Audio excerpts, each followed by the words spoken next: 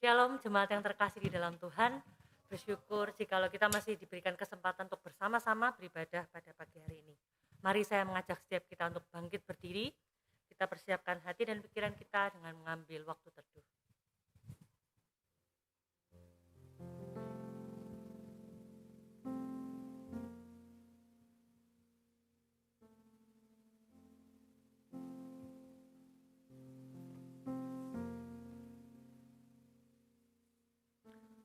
Pertolongan kita adalah datangnya dari Tuhan yang menjadikan langit dan bumi dan yang tidak pernah meninggalkan hasil perbuatan tangannya.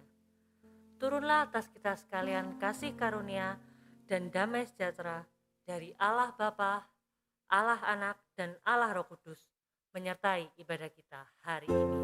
Amin. Bersama-sama kita pujikan, puji nama Tuhan.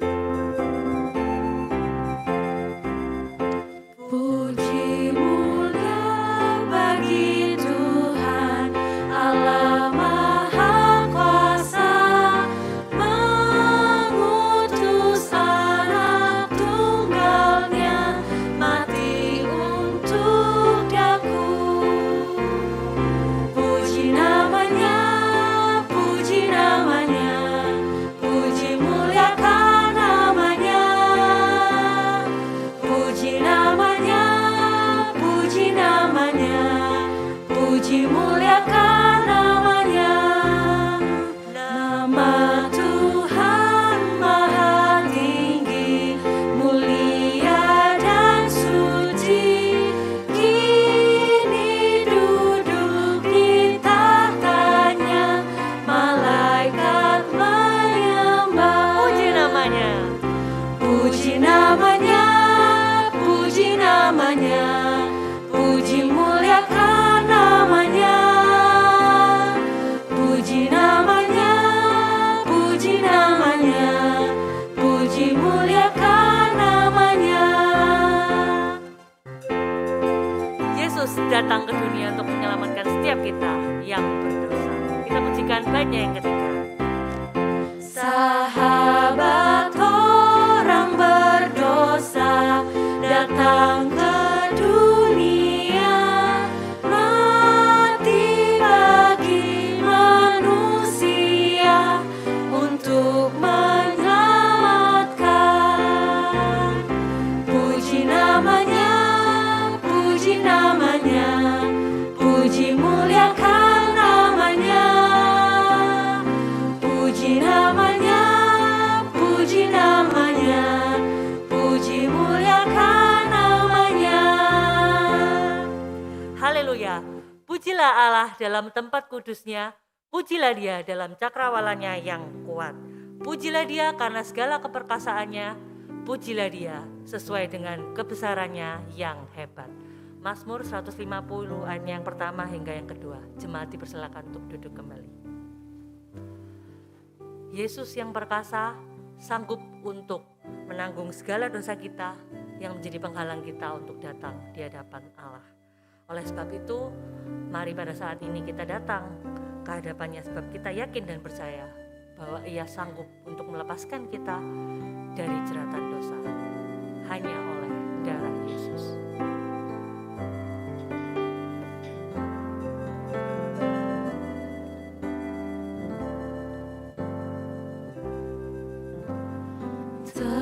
Terlepas dari dosa hanya oleh darah Yesus.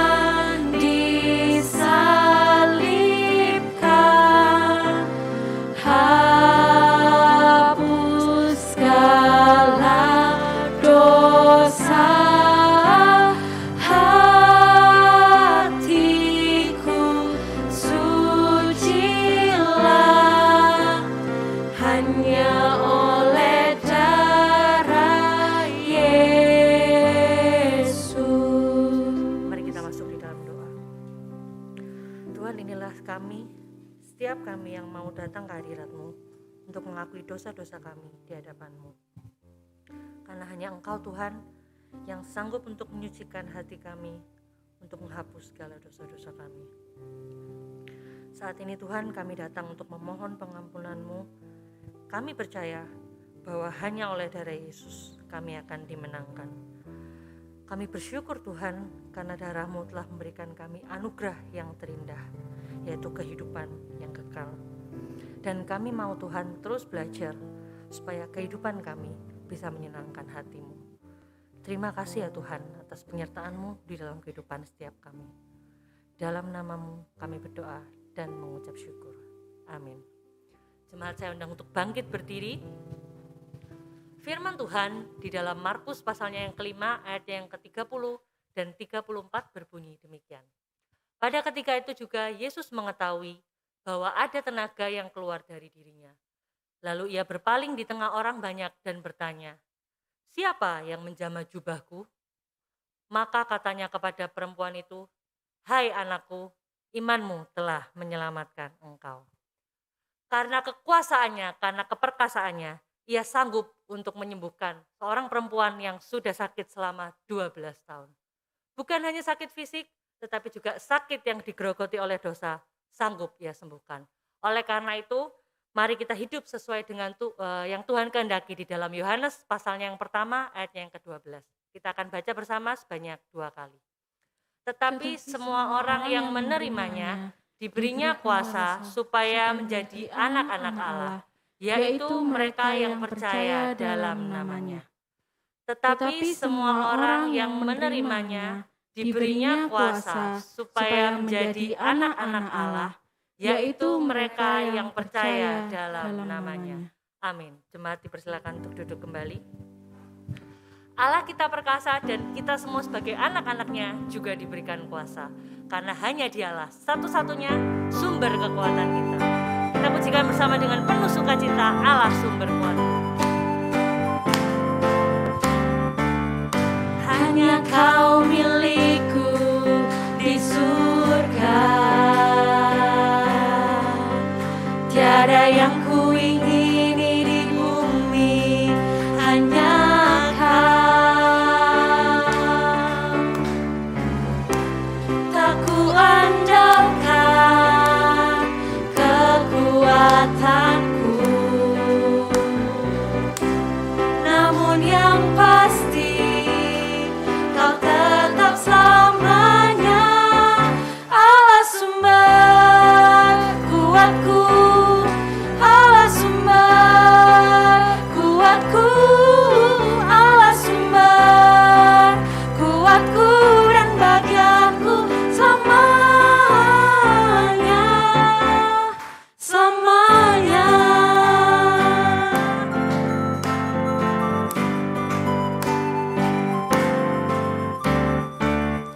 Hanya Kau milikku di surga, tiada yang kuingini di bumi, hanya Kau. Tak kuandalkan kekuatanku, namun yang pasti Kau tetap selamanya Allah sumber kuatku, Allah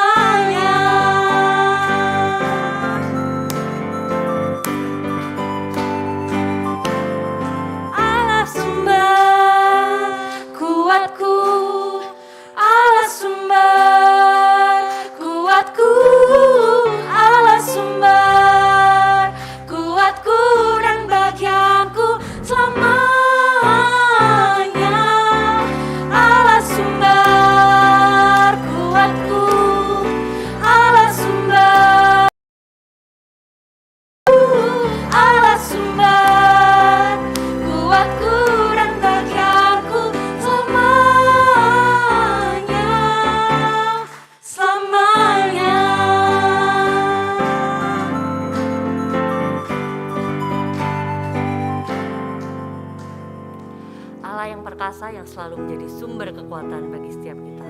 Amin. Mari kita mempersiapkan hati kita untuk mendengarkan firman Tuhan.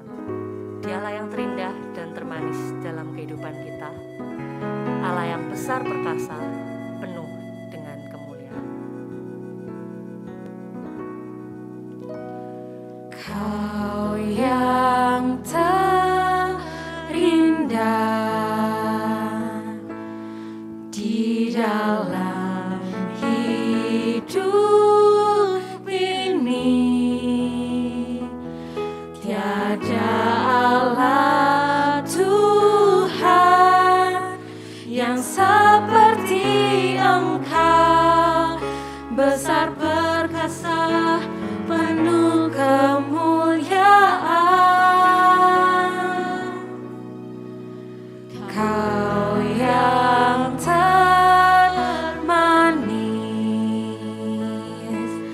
di dalam hidup ini,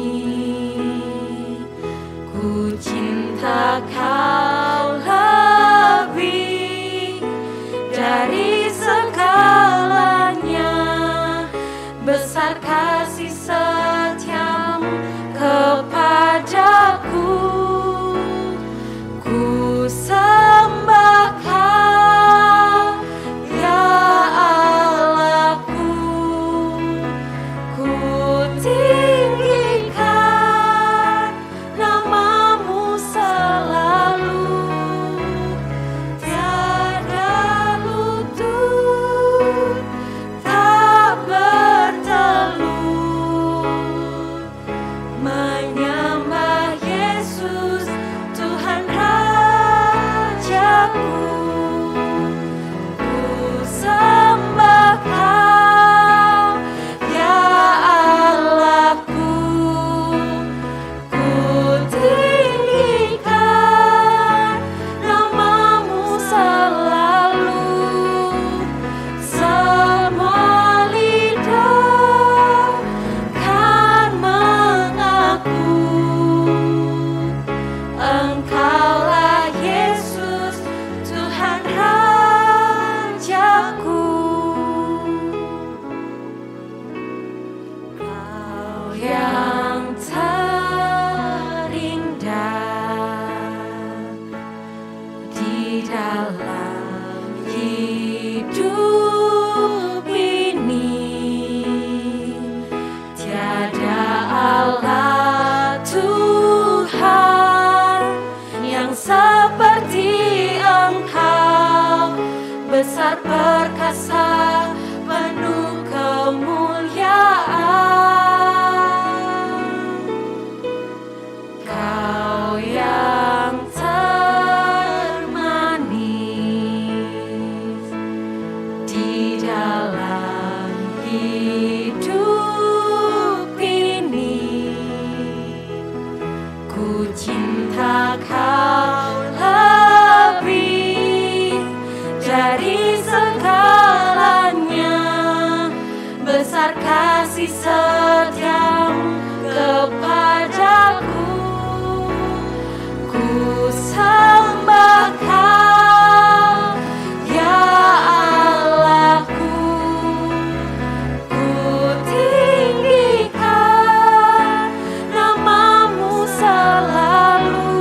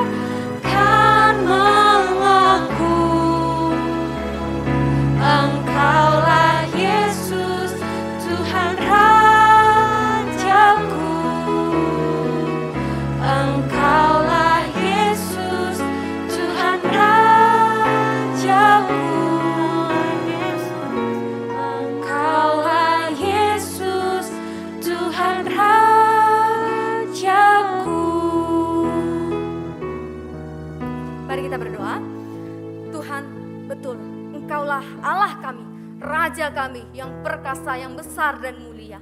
Tetapi Engkau juga Allah yang penuh kasih, Allah yang termanis di dalam kehidupan kami. Saat ini ya Tuhan, kami datang di hadapan-Mu. Kau tolong kami boleh mengerti firman-Mu. Kau buka hati kami, Engkau buka telinga kami, pikiran kami, sehingga kami boleh siap menerima firman Tuhan. Tuhan tolong pakai hamba-Mu yang terbatas boleh menyampaikan isi firman-Mu. Di dalam nama Tuhan Yesus kami berdoa. Amin. Shalom jemaat yang terkasih. Wah, ini semangat ya, nggak butuh 2 kali, nih lain kali harus begini. 1 kali cukup dan sudah semangat. Bapak Ibu Saudara yang terkasih, firman Tuhan hari ini, tema yang diberikan kepada saya adalah Allah yang perkasa. Kalau ngomong-ngomong tentang perkasa ya, selalu itu sudah otomatis. Banyak di antara kita itu sudah punya gambaran tertentu. Yang perkasa itu yang seperti apa? Yang punya otot. Yang perkasa itu yang apa? Yang badannya kekar. Yang perkasa itu yang apa itu, Pak? Waduh, punya mobil mewah. Bisa, karena ada kehebatan, ada kekuasaan, itu dianggap perkasa. Enggak salah Bapak Ibu. Karena memang menurut bahasa Indonesia arti perkasa itu memang itu. Artinya kuat, tangguh, berani, punya kekuasaan, kemudian dia hebat, keras, dan gagah berani. Gak ada yang salah dengan pengertian itu. Nah, ngomong-ngomong juga tentang kekuatan dan keperkasaan ini, saya baru tahu ada acara namanya World's Strongest Man. Acara apa itu? Itu adalah satu acara yang mengadu kekuatan. Nah Bapak Ibu, nanti orang-orang yang pengen ikut lomba ini dikumpulin jadi satu gitu ya.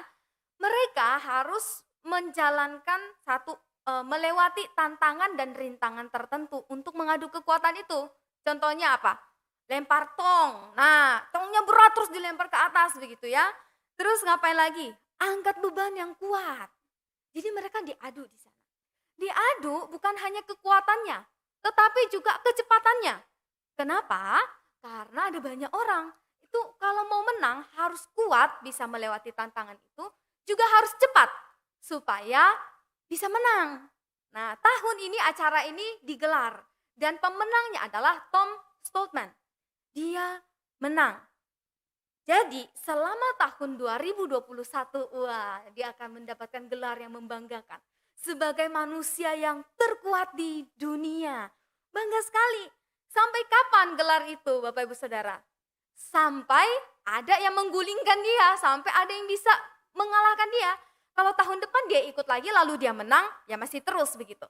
Tetapi kalau tahun depan ada yang melatih diri dan lebih kuat dari Tom, maka akan digantikan oleh orang lain. Jadi kekuatannya dia itu, gelar yang dia dapatkan sebagai manusia yang terkuat itu sementara. Di dalam Alkitab, ada satu pribadi yang diberikan gelar yang perkasa, yang kuat, yang hebat. Tetapi tidak seperti Tom. Kalau sudah ada yang menggulingkan dia, ada yang mengalahkan dia, akan digantikan oleh orang lain.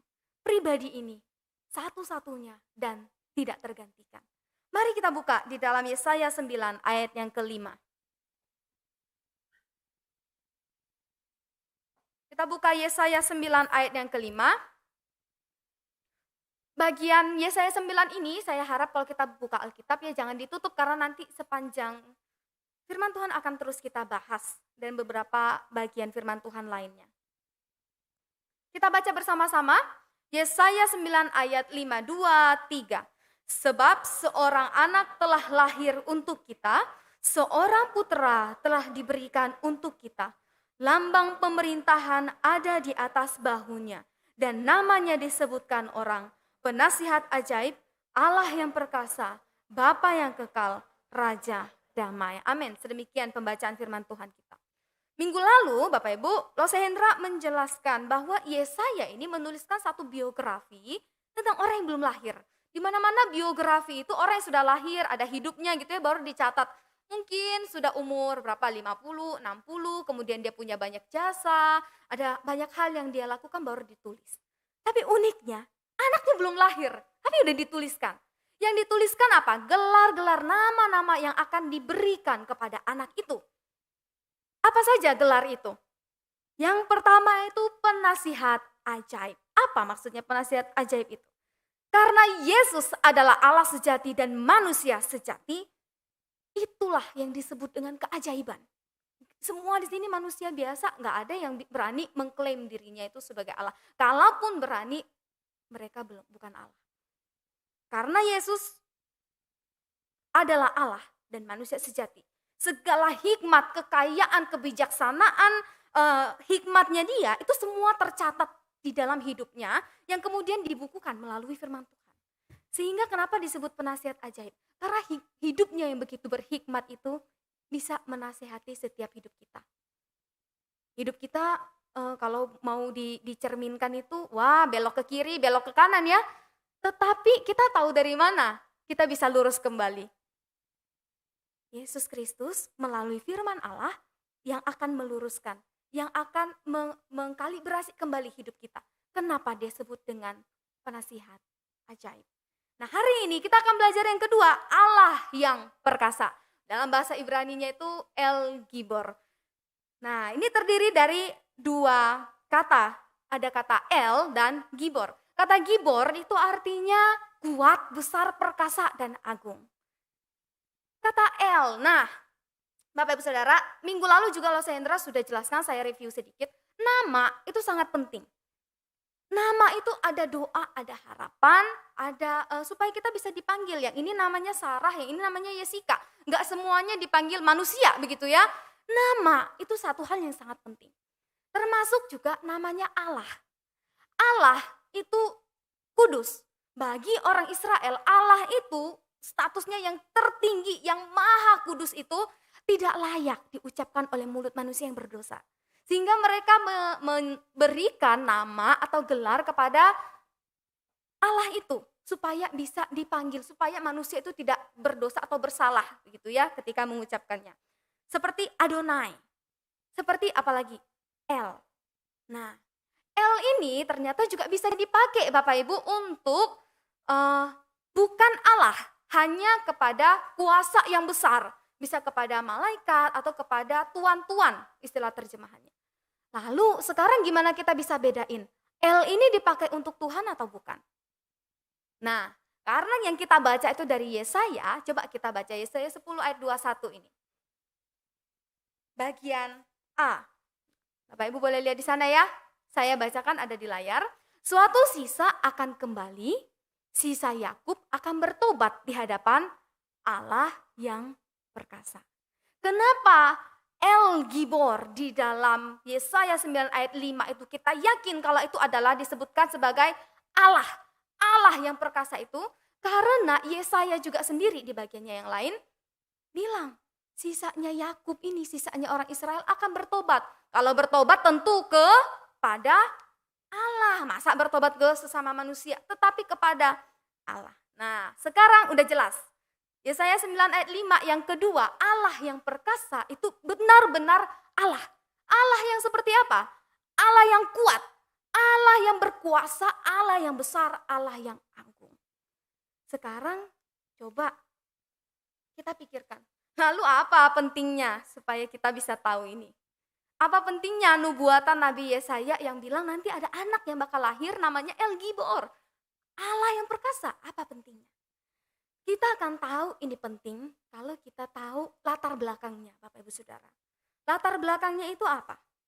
Waktu Nabi Yesaya kasih tahu nanti ada seorang anak yang akan lahir disebut penasihat ajaib Allah yang perkasa. Itu keadaannya mereka sedang dalam kesulitan. Nah, orang Israel itu pada waktu itu sudah terpecah menjadi dua kerajaan, utara dan selatan. Yang utara disebut Israel, yang selatan disebut Yehuda. Nah bangsa Yehuda ini sudah terjepit oleh bangsa siapa? Oleh saudara mereka sendiri itu mau nyerang mereka. Bukan hanya mereka, bangsa Aram, bangsa Asyur pada waktu itu sangat kuat. Bayangkan ya kalau kita di mana-mana ada perang, di mana-mana ada kondisi yang tidak mengenakan. Siap-siap untuk dijajah, bagaimana perasaan kita? Takut, karena udah tahu dijajah, ditawan itu enggak enak. Keadaan seperti itulah. Dalam kondisi takut gemetar, terancam, terjepit. Seperti itulah Nabi Yesaya datang dan memberikan janji. Ada satu anak nanti yang disebutkan sebagai Allah yang perkasa itu yang akan datang. Apa yang akan dilakukan oleh Allah yang perkasa itu, Bapak Ibu Saudara? Coba lihat kembali yuk di dalam Yesaya 9 ayat 3. Sebab kuk yang menekannya dan gandar yang ada di atas bahunya serta tongkat si penindas telah kau patahkan. Jadi Allah yang perkasa itu akan sanggup mematahkan kuk atau beban yang diberikan sama para penindas. Ayat 4 dibilangnya apa? Sebab setiap sepatu tentara yang berderap-derap dan setiap jubah yang berlumuran darah akan menjadi umpan api. Sepatu tentara yang berderap-derap itu gambaran dari musuh-musuhnya yang kuat. Musuh-musuhnya bagaikan tentara yang gagah. Itu akan apa? Menjadi umpannya api. Allah yang perkasa El Gibor itu sanggup mengalahkan para tentara itu. Lalu ayat 6 bilangnya apa? Besar kekuasaannya dan damai sejahtera tidak akan berkesudahan. Allah yang perkasa ini juga sanggup menjalankan kedamaian, keadilan yang selama ini mungkin tidak mereka rasakan.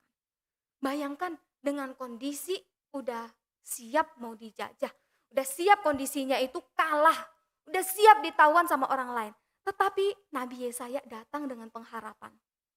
Pengharapan bahwa tenang, nanti akan ada penyelamat. Tenang, nanti Mesias akan datang menyelamatkan kita. Nah, tentu harapan ini diberikan menjadi harapan hidup bagi bangsa Yehuda. Lalu, setelah ini kita tahu firman Tuhan digenapkan, Bapak Ibu Saudara. 9 ayat 5 bilangnya begini. Sebab seorang anak telah lahir untuk kita, seorang putra telah diberikan untuk kita. Bapak Ibu, nubuat itu apa sih? Dari tadi ngomongin nubuat. Nubuat itu adalah satu penyataan yang belum terjadi nih. Tapi dipercaya nanti, suatu hari nanti itu akan terjadi. Biasanya kalau kita ngomong yang belum terjadi itu pakai kata apa? Akan, iya kan ya? Nanti saya akan, karena itu belum terjadi. Tetapi anehnya di sini dia pakai apa? Telah. Loh, ini gimana ini maksudnya? Belum terjadi tapi kok udah telah? Telah ini kan menunjukkan kalau ini sudah terjadi. Begitu ya. Nah, terjemahan telah ini Bapak Ibu Saudara memberikan kita janji, memberikan kepastian bahwa nubuat ini enggak main-main. Nubuat ini pasti akan digenapi. Dan kita percaya Yesaya 9, khususnya ayat 5 ini, ngomongin tentang siapa? Tentang Yesus. Oleh sebab itu sekarang mari kita lihat yuk bagaimana kehidupan Yesus Kristus yang mencerminkan makna kehidupan Allah yang perkasa itu dalam menjalankan rencana yang sudah Bapa siapkan. Mari kita lihat keperkasaan Yesus yang melampaui segala kekuatan fisik manusia. Apa yang Yesus lakukan? Yaitu dia menciptakan. Yesus sebagai Allah yang perkasa itu menciptakan. Ayat-ayat yang akan saya bahas ini ada lumayan banyak Bapak Ibu. Jadi kalau mau dibaca secara detail dicatat supaya di rumah bisa direview kembali. Supaya tahu kalau saya nggak ngarang gitu ya ngomong di depan. Yohanes 1 ayat 1 sampai 3. Pada mulanya adalah firman, firman itu bersama-sama dengan Allah dan firman itu adalah Allah. Segala sesuatu dijadikan oleh Dia dan tanpa Dia tidak ada suatu pun yang telah terjadi dari segala yang telah dijadikan. Nama yang disematkan bagi Yesus Bapak Ibu Saudara adalah Allah yang perkasa. Allah yang perkasa itu artinya apa? Bukan hanya dengan kekuatan saja. Tetapi Yohanes bilang apa? Yesus firman. Firman itu adalah Allah. Allah bersama Allah itu Allah Bapa, Allah Anak bersama dengan Allah Roh Kudus itu bisa menciptakan. Ada nggak kita kenal orang yang sedemikian perkasa yang bisa menciptakan? Menciptakan yang sudah kita lihat termasuk saya dan Bapak Ibu Saudara, Tuhan yang menciptakan dari yang tidak ada menjadi ada. Kalau saya bayangkan ya seberapa besar keperkasaannya Yesus itu.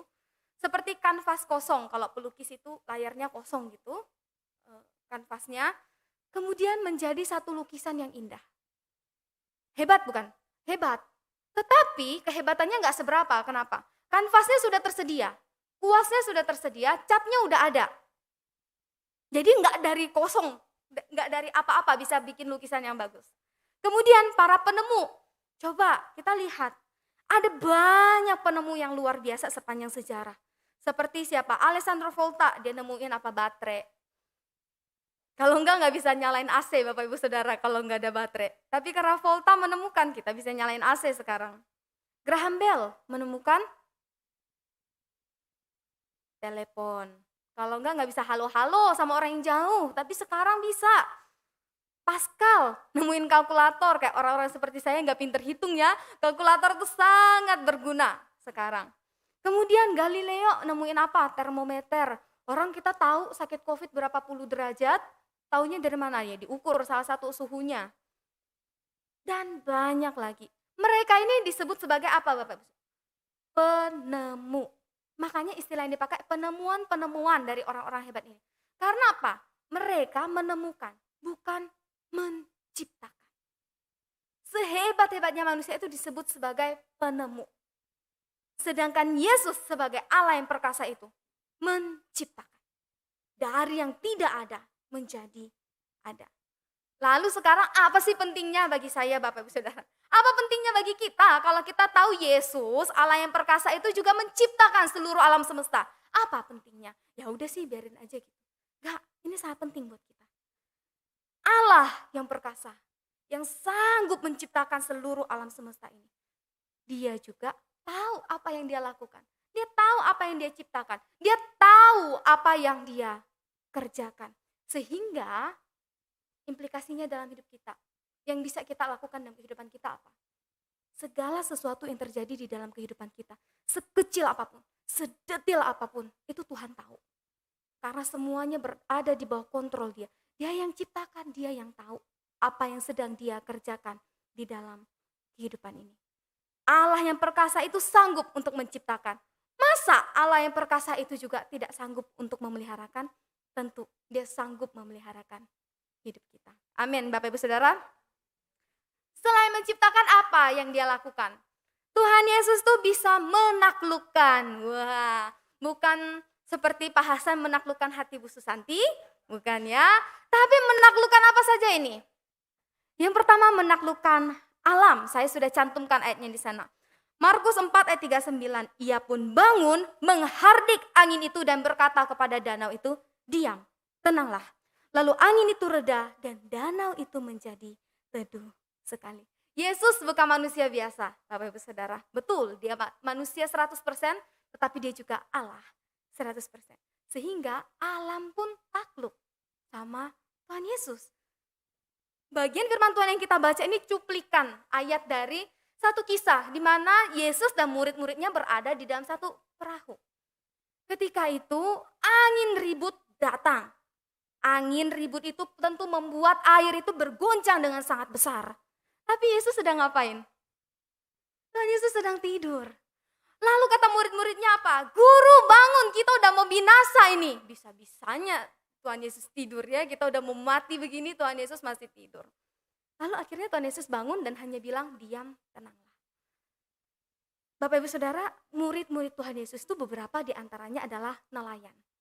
Ketika mereka bilang kita akan binasa, itu artinya betul-betul kondisi yang sangat menakutkan. Kenapa? Sebagai nelayan dia tahu betul lapangan pekerjaannya dia ini. Dia tahu kondisi air, dia tahu kondisi angin. Sehingga waktu dia bilang kita mau mati, ini beneran nih udah bokot nih, bentar lagi mati ini beneran. Tapi Tuhan Yesus datang dengan tenang, diamlah. Bapak Ibu, saya tiba-tiba teringat dengan pawang hujan. Nah, di Indonesia ini sangat terkenal dengan yang begini-beginian ya. Semoga kita orang Kristen tidak ada yang pakai yang begini-begini. Acara anaknya mau nikahan gitu. Atau mau acara apa yang gede gitu, syukuran yang gede gitu. Supaya di lapangan terbuka mau konser musik. Biasanya dipanggil lah pawang hujan.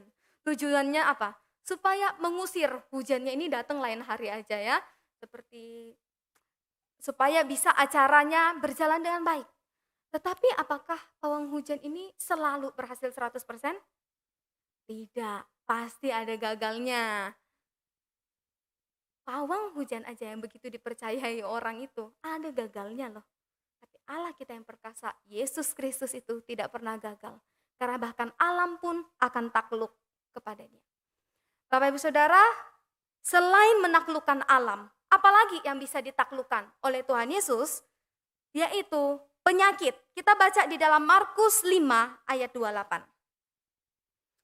Sebab katanya, asal kujamah saja jubahnya, aku akan sembuh. Ayat ini tadi potongan dari berita anugerah yang kita baca. Ketika itu Tuhan Yesus sedang dalam perjalanan akan menyembuhkan seorang anaknya yang bernama, anak dari seorang bapak yang bernama Yairus. Seperti biasa Yesus jalan, banyak orang yang ikuti Tuhan Yesus. Banyak orang. Tetapi di tengah-tengah rombongan itu ada satu orang perempuan yang sudah sakit pendarahan selama 12 tahun. Boleh tanya ibu-ibu dan para perempuan di sini, setiap bulan 1 kali saja, itu rasanya seperti apa? Apalagi, wah pasan sudah pernah terdampak gitu. Apalagi ini 12 tahun, kebayang nggak itu jadinya kayak apa? Kalau saya boleh bayangkan ibu ini mungkin mukanya pucat pasi, begitu lemes begitu ya. Tetapi dengan kondisi yang seperti itu, dia datang mencari Yesus. 12 tahun dia keliling ke sana dan kemari, ternyata tidak ada hasil. 12 tahun cari dokter sampai semua harta pun habis. Bukan membaik, malah hasilnya semakin memburuk. Lalu dia mendengar Yesus ini datang di kota ini mau nyembuhin anak itu. Ini adalah satu-satunya kesempatan. Akhirnya betul, dengan kondisi yang lemah, saya yakin kondisinya pada saat itu pasti sangat lemah. Dia terobos masuk ke dalam rombongan dan dia berkata apa? Kalau aku jamah aja jubahnya pasti aku akan sembuh. Kebayang gak Bapak Ibu seberapa besar kekuasaannya Tuhan Yesus? Kalau dulu ada ponari, itu dia nyelupin batu mesti kena tangannya. Kalau ini Tuhan Yesus pakai bajunya aja loh. Orang bisa jadi sembuh. Seberapa besar kekuasaannya itu. Bahkan sakit penyakit pun bisa takluk. Oleh karena kekuasaan dan keperkasaannya Tuhan Yesus sebagai Allah. Bapak Ibu Saudara, mungkin saat ini ada kita yang bergumul karena sakit penyakit ya. Takut setiap hari. Minum obat terus, kita dihantui sama sakit penyakit yang luar biasa ini. Kemana-mana, keliling-keliling cari obat kok gak ketemu. Bahkan udah bertahun-tahun mungkin, seperti perempuan ini 12 tahun menantikan kesembuhannya. Tapi percaya bahwa Tuhan Yesus itu Allah yang perkasa, dia sanggup. Sebagaimana dia sanggup menyembuhkan orang yang sudah sakit 12 tahun seperti sudah tidak ada harapan, dia sanggup menyembuhkan dia. Juga di dalam kehidupan kita. Tetapi, Bapak Ibu Saudara, jangan bagian ini dipotong lalu diterima mentah-mentah.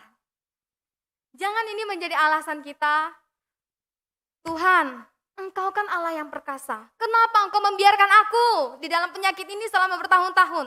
Tuhan, kenapa aku gak disembuhkan? Katanya Engkau perkasa. Jangan sampai ini menjadi alasan kita mau ngancam Tuhan bahwa aku harus disembuhkan.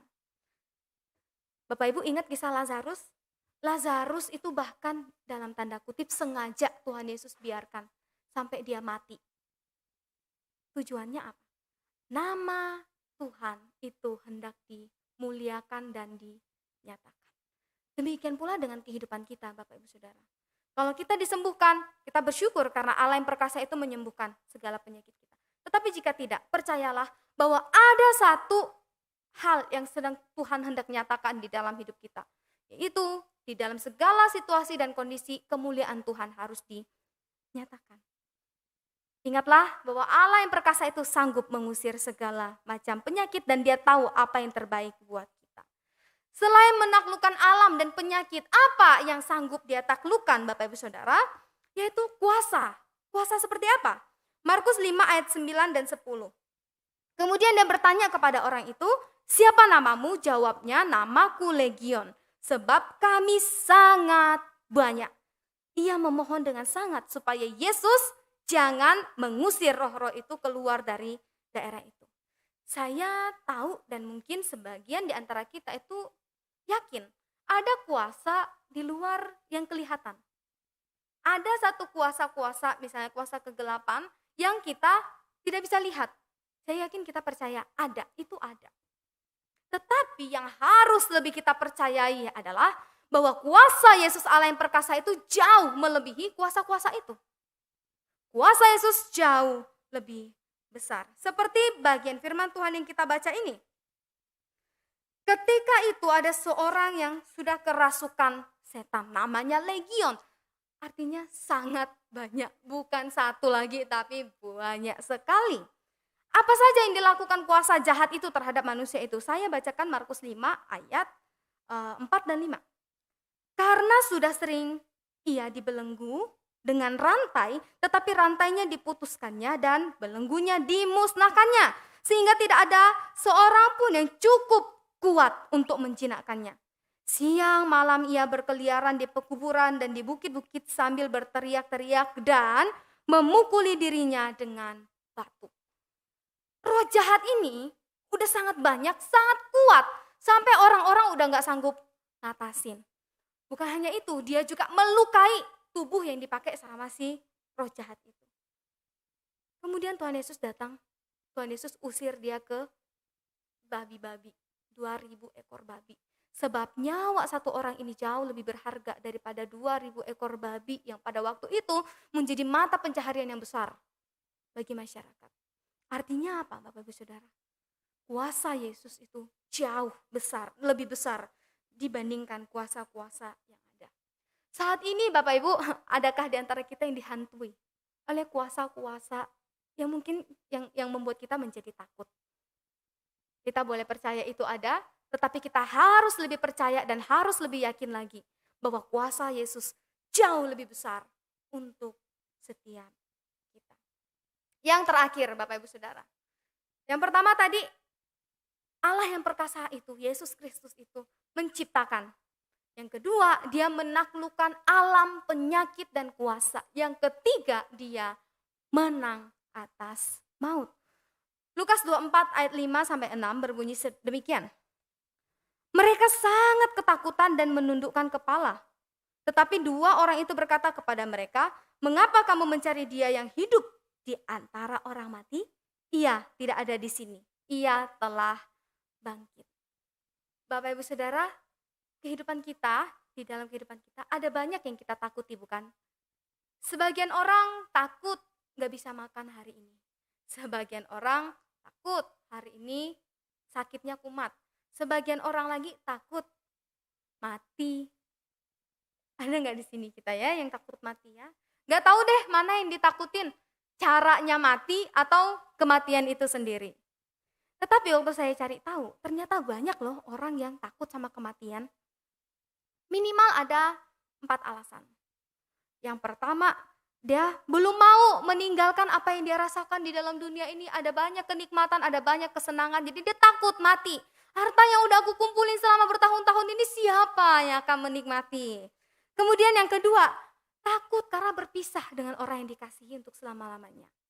Nah, yang ketiga, takut, wah kalau nanti aku misalnya sebelum mati itu menderita sekali, harus nyusahin orang banget. Nah itu takut juga dia. Yang keempat, itu takut setelah mati ada apa ya?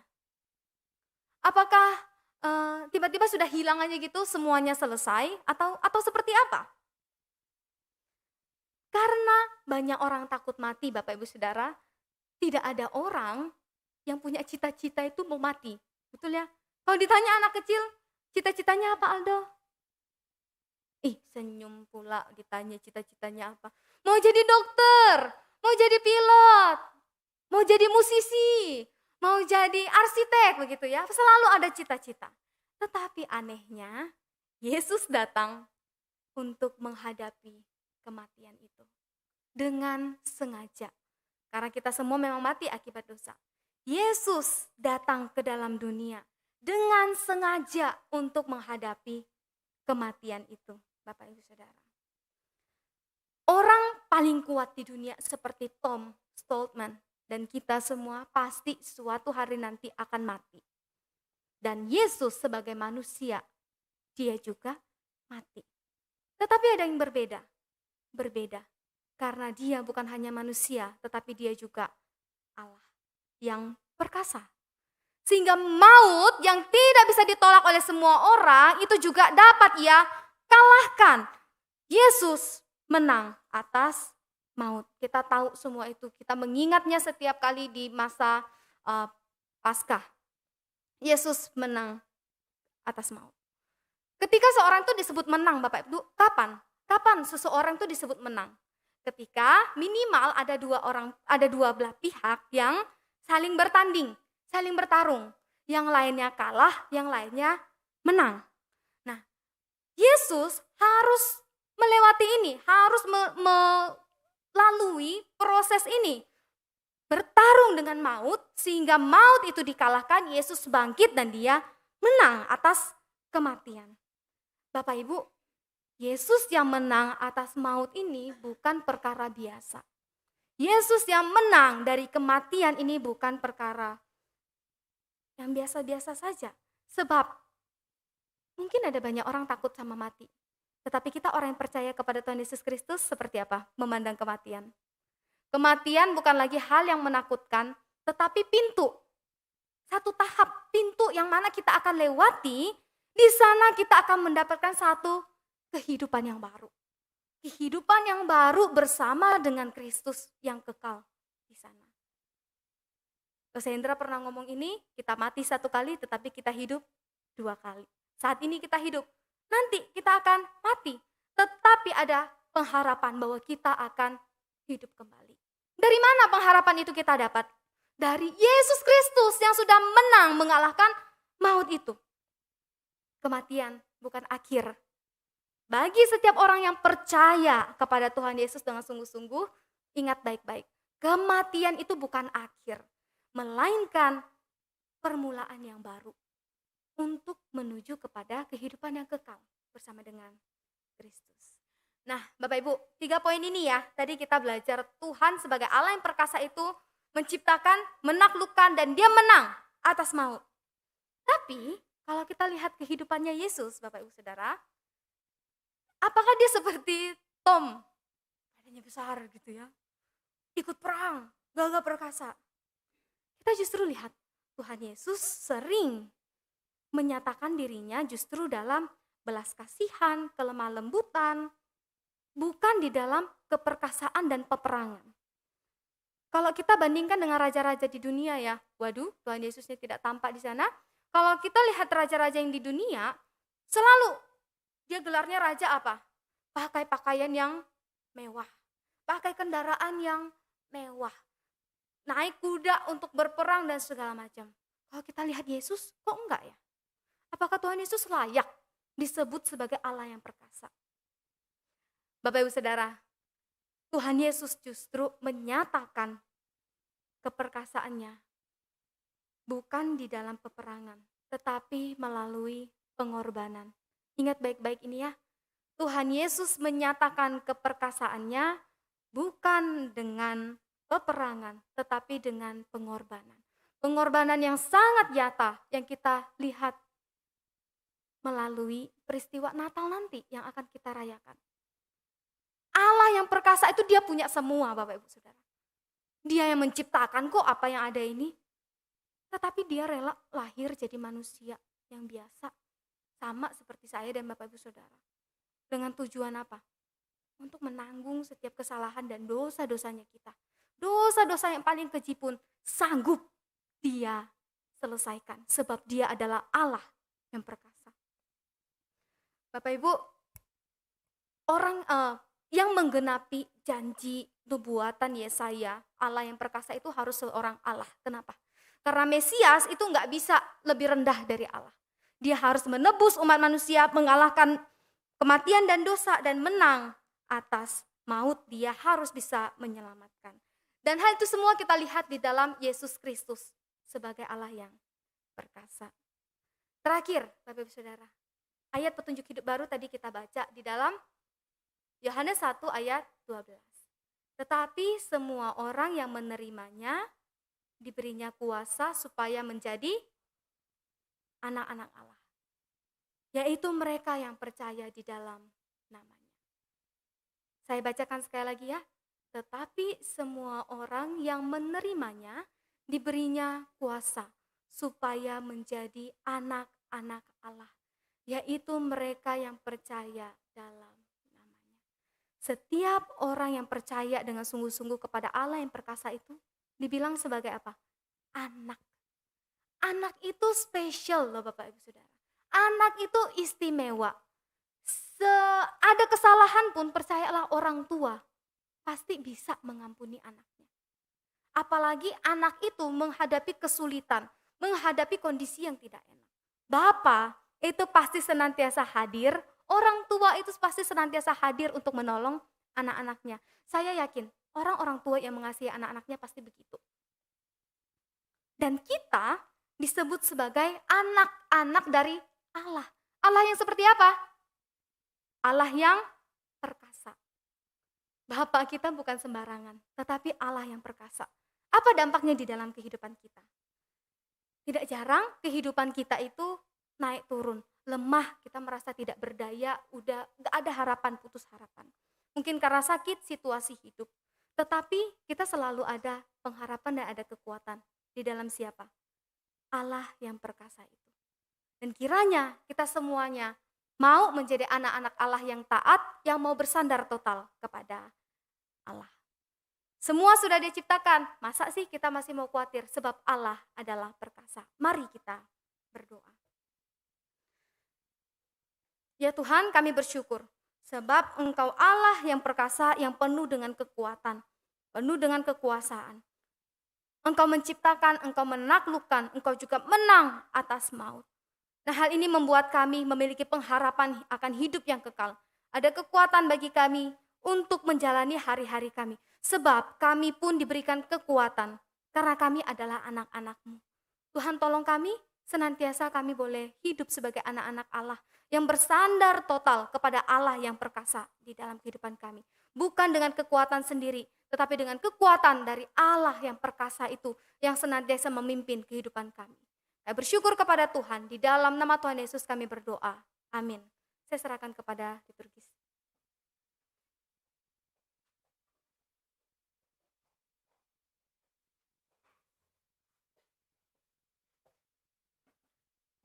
Jemaat saya undang untuk bangkit berdiri. Bersama kita akan mengikrarkan pengakuan iman rasuli. Aku percaya kepada Allah, Bapa yang Maha Kuasa, Khalik langit dan bumi, dan kepada Yesus Kristus, anaknya yang tunggal Tuhan kita, yang dikandung dari Roh Kudus, lahir dari anak darah Maria, yang menderita sengsara di bawah pemerintahan Pontius Pilatus, disalibkan, mati dan dikuburkan, turun ke dalam kerajaan maut, pada hari yang ketiga bangkit pula dari antara orang mati, naik ke surga, duduk di sebelah kanan Allah, Bapa yang Maha Kuasa, dan dari sana Ia akan datang untuk menghakimi orang yang hidup dan yang mati. Aku percaya kepada Roh Kudus, gereja yang kudus dan am, persekutuan orang kudus, pengampunan dosa, kebangkitan tubuh, dan hidup yang kekal. Amin. Jemaat dipersilakan duduk kembali. Tuhan sudah memberikan yang terbaik bagi kita, oleh sebab itu mari kita juga menjadi saluran berkat bagi orang-orang di sekitar kita maupun bagi gereja kita. Jemaat bisa memberikan persembahan dengan men-scan kode QR yang ada di masing-masing kursi ataupun dengan mentransfer ke rekening gereja. Sedangkan bagi jemaat yang mau memberikan persembahan secara langsung bisa dimasukkan ke dalam amplop dan dimasukkan ke kotak setelah ibadah selesai. Bersama kita akan memujikan Jadikan Aku Saluran Berkat.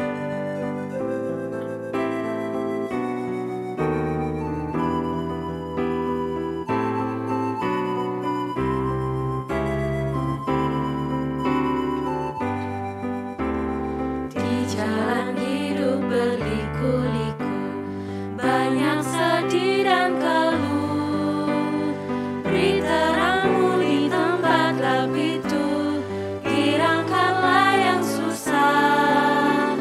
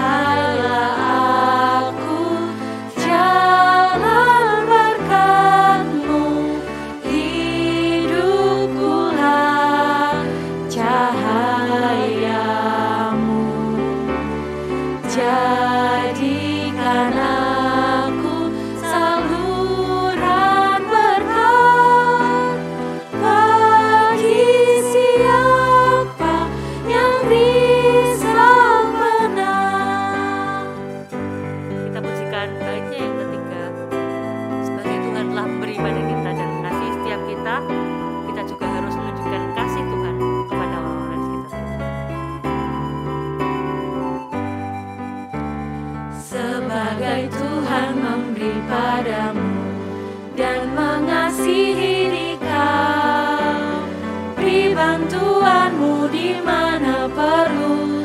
Yesus menyuruh engkau, pakailah aku, jalan berkatmu, hidupkulah cahayamu. Jadikan aku saluran berkat bagi siapa yang risau benar. Mari kita masuk ke dalam doa. Tuhan, kami bersyukur karena Engkau masih memberikan setiap kami kesempatan untuk bisa menjadi saluran berkat untuk orang-orang di sekitar kami maupun untuk gereja kami. Kami telah belajar Tuhan untuk memberikan yang terbaik melalui persembahan kami. Kiranya Tuhan yang akan berkati persembahan kami. Berkati juga setiap jemaat di dalam menjalani kehidupan hari demi hari dengan takut akan Engkau. Tuhan, pada saat ini kami juga mau bersama-sama berdoa untuk gereja kami serta bangsa dan negara kami. Tuhan, tolong berkati setiap program yang akan dijalankan gereja, khususnya dalam masa-masa persiapan menyambut Natal. Kiranya Tuhan yang akan menyertai setiap program, persiapan, pelaksanaannya agar semua bisa mencapai tujuan dan nama Tuhan dipermuliakan melalui program-program tersebut. Berikan semangat yang menyala Tuhan di dalam hati setiap jemaat, setiap pengurus, setiap majelis yang menjalankan Tuhan, supaya kami bisa bersama-sama bekerja dan tanpa kenal lelah untuk kemuliaan-Mu. Tuhan juga tolong berkatilah bangsa dan negara kami yang saat ini juga perlahan-lahan mulai bangkit. Berkatilah Tuhan kondisi perekonomian agar semakin stabil untuk masyarakat, untuk pekerja-pekerja agar bisa survive Tuhan di tengah kondisi ini Tuhan. Terima kasih ya Tuhan, kiranya Engkau yang akan mendengarkan setiap doa-doa kami dan Engkau akan mengabulkannya Tuhan di waktu yang tepat. Terima kasih Tuhan, di dalam nama-Mu kami berdoa dan mengucap syukur. Amin. Jemaat saya untuk bangkit berdiri, kita kembalikan segala kemuliaan hanya bagi Tuhan. Kita pujikan doksologi dan dilanjutkan dengan doa berkat dan amin.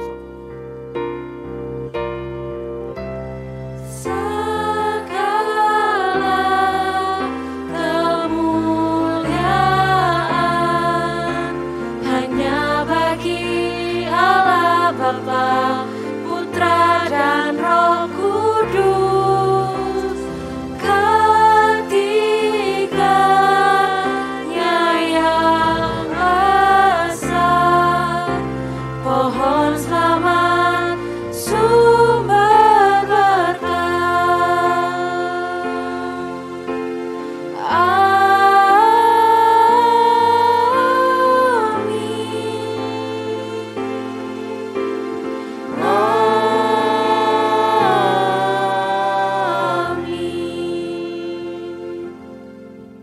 Bersyukurlah setiap kita karena kita punya Allah yang perkasa, yang menciptakan dari tidak ada menjadi ada, yang menaklukkan segala sesuatu karena Dia berkuasa, terlebih Dia menang atas maut, menjadi satu jaminan bagi kita untuk diselamatkan. Mari Bapak Ibu arahkan hatimu kepada Allah, Allah sumber damai sejahtera, senantiasa menguduskan kamu seluruhnya, dan semoga roh, jiwa, dan tubuhmu terpelihara sempurna dengan tidak bercacat pada kedatangan Yesus Kristus Tuhan kita. Kiranya Allah Bapa, Allah Anak, dan Allah Roh Kudus senantiasa memimpin, memelihara, dan memberkatimu mulai saat ini sampai selama-lamanya. Amin.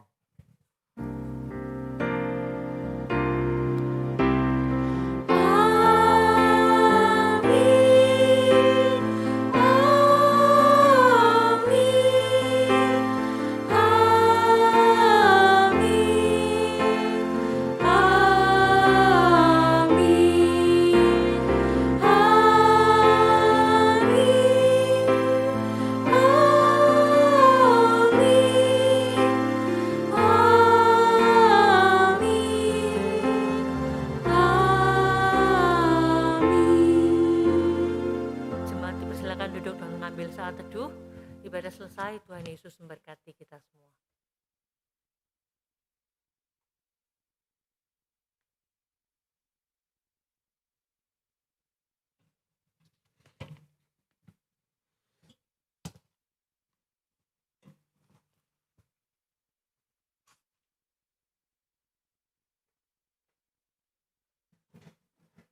Shalom jemaat.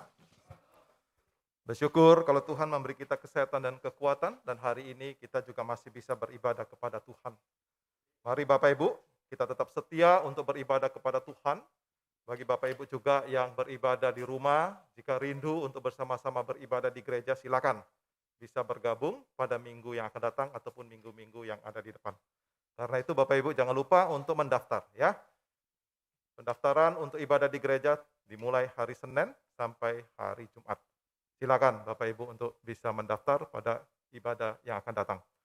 Yang kedua, Bapak Ibu yang terkasih dalam nama Tuhan Yesus, sebentar lagi kita juga akan memasuki Natal ya. Pada akhir bulan November kita sudah memasuki masa Advent yang pertama. Oleh karena itu mari kita mempersiapkan diri di dalam menyambut akan kelahiran Tuhan kita Yesus Kristus. Doakan Bapak Ibu yang terkasih supaya ke depan kondisi bangsa kita juga di tengah pandemi tetap baik, sehingga kita dapat mengadakan ibadah juga di gereja, baik malam Natal, tanggal 25-nya ada Natal. Ya, doakan supaya segala sesuatunya boleh berjalan dengan baik dan lancar, sesuai dengan kehendak Tuhan. Kemudian Bapak Ibu, saya mengajak kita juga untuk mendorong anak-anak kita yang masih SD mungkin ya, TK, untuk dapat mengikuti sekolah minggu kita melalui online, YouTube ya, pukul 10.15.